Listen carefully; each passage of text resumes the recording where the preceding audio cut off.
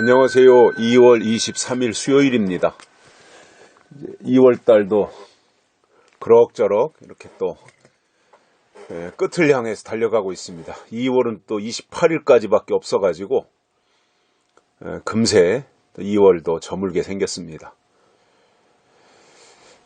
아무튼 모두 다 건강하시고 하나님과 동행하시면서 하나님의 눈이 늘 함께 보살펴 주시는 매일매일의 삶이 되시기를 바랍니다. 오늘은 다니엘서 2장 12절과 13절입니다.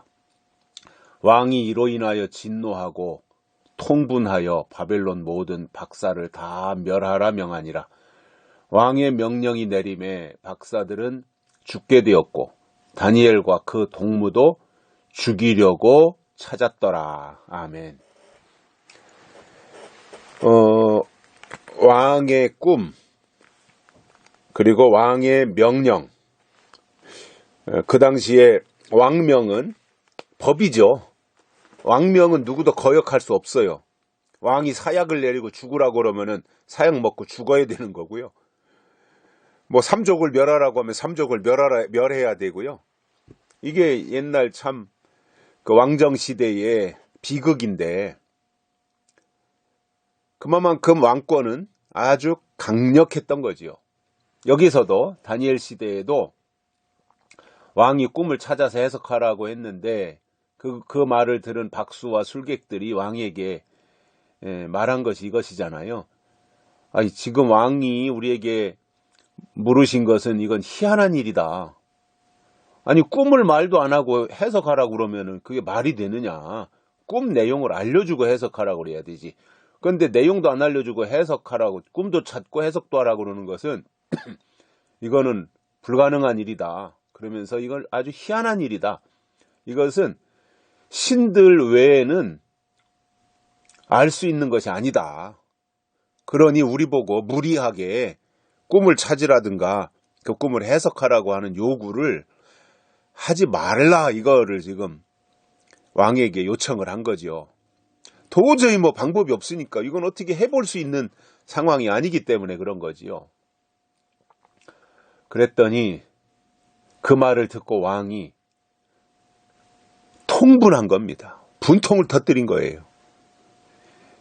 아, 이럴 수가 있느냐? 너희들이 최고의 술객이고 박수고 한데 이럴 수가 있느냐? 그러면서 막 분을 터뜨리는 거예요. 왕이 분을 터뜨리면 온 나라가 다 들썩들썩하지 않겠습니까? 왕이라는 존재가 그렇잖아요. 왕의 그 위치라는 게. 왕도 이제 이게 통제가 안 되는 거죠. 걷잡을 수 없는 거죠. 이게 절제가 안 돼가지고 왕은 왕대로 노발대발하지요. 또 박수나 술객들은 어찌할 도리를 모르니까 전전긍긍하면서 뭐 어쩔 줄을 모르지요. 그러니까 이게 다 그냥 긴장 상태에다가 아우성인 그 상황이 지금 펼쳐지고 있는 거잖아요. 물론 분명히 지금 이 본문에 나타나고 있는 내용으로 보면 왕이 무리한 요구를 하는 건 맞아요. 꿈도 안 알려주고 해석하라고 하면 말이 되나요? 그건 상식적으로도 안 맞는 이야기죠. 근데 이제 영적인 측면에서 보면 이 박수와 술객들의 한계가 거기까지라는 거죠. 바벨론에 속해 있는 박수와 술객들이. 제가 계속 말씀드립니다마는 이 왕이 꾼 꿈은 예언이다 말입니다. 예언. 근데 예언은 바벨론 술객이나 박수들이 절대 해석을 못해요. 왕 자신도 꿈을 꾸고는 잃어버리고 그 꿈을 찾지 못하는 거예요. 이게 하나님이 주신 예언적 차원의 꿈이라고 하는 거, 이건 예언이니까 이것은 바벨론에 속한 사람은 절대로 찾지도 못하고 해석도 못하는 겁니다. 그런데 왕이 자기 우월적 지위를 이용해 가지고 술객들을 겁박하는 거거든요. 뭐 자기도 뭐 도리가 없으니까 이렇게밖에 할 수 없는 지경에서 이제 그렇게 하는 것이라고 이해를 하지만 이거는 도저히 바벨론에서는 불가능한 일입니다. 왜냐하면 하나님의 목적이 있어서 주신 신령한 꿈은 바벨론에서는 절대로 그것을 찾지도 해석도 못하게 되어 있는 겁니다. 하나님의 다른 목적이 있는 거예요, 이거는.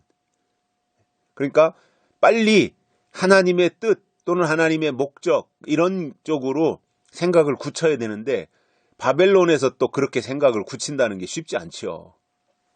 그러니까 왕이 분통을 터뜨리면서 바벨론에 있는 모든 박사를 다 멸하라고 명령을 내렸어요. 여봐라. 예, 너희들은 당장 전국을 샅샅이 뒤져서 박사와 술객과 뭐 이런 사람들을 다 잡아들여라. 술사들까지 다 붙잡아와라. 그리고 즉각 처형하라. 다 멸하라. 이렇게 명하니까 왕의 명령은 복종밖에 없는 거죠. 왕명을 누가 거역해요. 그러니까 그 명령이 내리니까 박사들은 이제 꼼짝없이 죽게 생긴 거예요.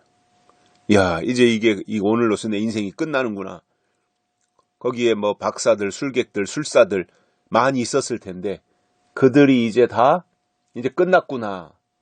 이렇게 생각을 했을 것이고 또 다니엘과 그 동무들도 죽이려고 찾아다니는 이 상황이 전개되니까 이대로만 보면 여기에서 살아날 가능성이 전혀 없고요. 다니엘과 다니엘의 세 친구도 꼼짝없이 죽게 된 이 장면을 우리가 목격을 하고 있는 것입니다. 물론 이제 왕에게 그 신령한 거룩한 꿈을 준 것은 하나님의 목적도 있고 계획도 있었던 것이지 않습니까? 그러니까 뭐 그렇게 섣불리 모든 것이 막을 내리진 않는 거죠. 하나님의 목적이 있는 거니까. 그 하나님의 목적을 이루는 것이 하나님께는 중요한 거잖아요. 그래서 그것을 위해서 왕에게 먼저 꿈을 주신 거예요. 예언을 주신 거예요. 그러면 예언을 주셨으면 예언을 해석할 사람도 하나님이 예비하시지 않겠습니까? 예언은 주었는데 해석할 사람이 없으면 그 예언은 주나 마나지요. 해석을 못하는 예언이 있으나 마나지요. 요한계시록을 하나님이 성경 맨 마지막에다가 2000년 전에 반보섬에서 사도 요한을 통해서 보고 들은 것을 기록하게 하셨는데 이게 상징으로 되어 있다 보니까 뭐가 뭔지 모르잖아요. 그리고 순서도 다 바뀌어 있고 그러기 때문에 사도 요한이 보고 기록은 해놨는데 그것을 해석할 사람이 없으면 그 요한계시록이 무슨 의미가 있어요. 그것을 찾아서 해석할 사람이 나와야 예언을 주신 목적이 이루어지는 거잖아요.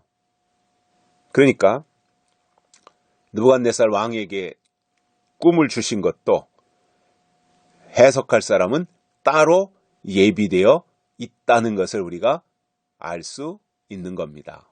여기까지 하겠습니다. 감사합니다.